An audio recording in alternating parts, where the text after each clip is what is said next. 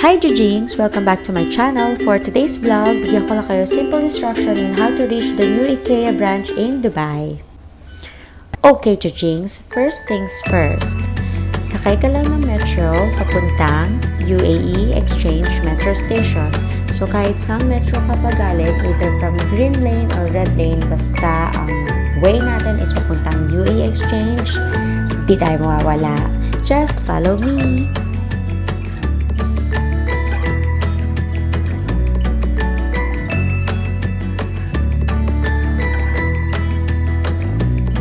So, Jajings, just a piece of advice, mga kalalakihan natin dyan na kapag sasakay ng train dito sa Dubai, sumakay lamang sa mga designated areas. Kasi dati si Jay, kakamadali, ayun, nagka-fine.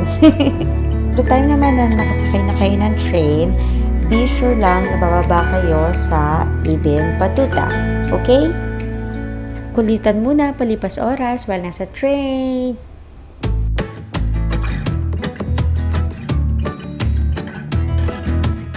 From Ibn Battuta, dire-diretso ka lang, isang labasan lang naman yan, and just follow the crowd, hindi ka mawawala.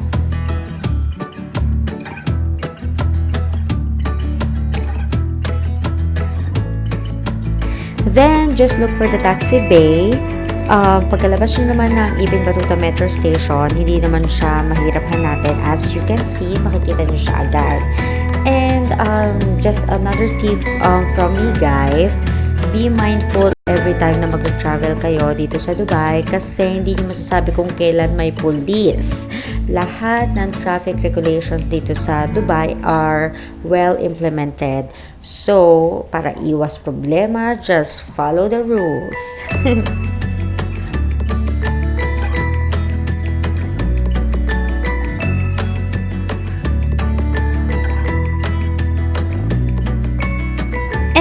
The best part here is, from the time na makasakay kayo ng taxi, it will only take less than 5-minute drive para ma-reach natin ang IKEA guys! Lapit na!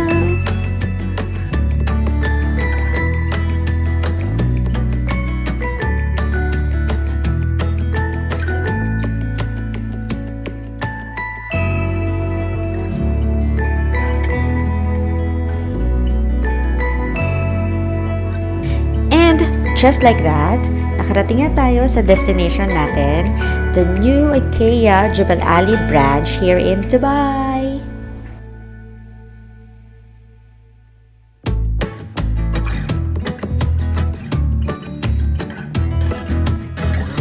O Jajings, kita nyo naman, may pa-blue carpet na ganap dito si IKEA.